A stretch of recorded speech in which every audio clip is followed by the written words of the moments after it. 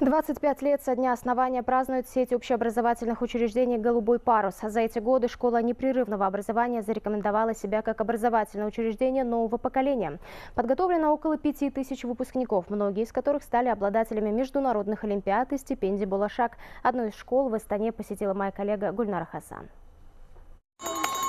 Сергей Федотов переступил порог этой школы, будучи еще малышом. Вначале посещал детский сад, тут же пошел в первый класс, а сейчас стоит на пороге выбора будущей профессии. Сфера актерского мастерства и мастерства кинематографического. Мне школы и педагоги очень помогли, уделяли мне много времени по поводу моих интересов, они давали мне какую-то свободу творчества. Учебное заведение представляет собой целый комплекс. Детский сад, академия для малышей, средняя школа. Обучение ведется на 3 языках. Многие учащиеся становятся победителями международных олимпиад, а также обладателями знаков Алтын-Белга. А выпускники поступают в лучшие вузы мира. Сейчас я учу в университете Оттавы. Школа мне дала большие знания, мотивацию дала. Получается, у меня здесь учится братик от 14 лет и сестренка во 2 классе 7 лет. Я им рекомендовал эту школу. Мы сотрудничаем более чем с 20 лучшими вузами мира. У нас имеется возможность для того, чтобы наши дети, поступая в эти вузы, имели или какие-либо льготы,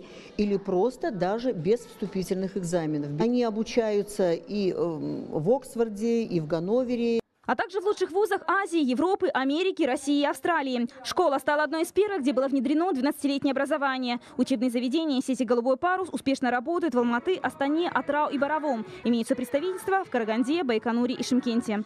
Гульнара Хасан, Арман Акшабаев, Хабар 24, Астана.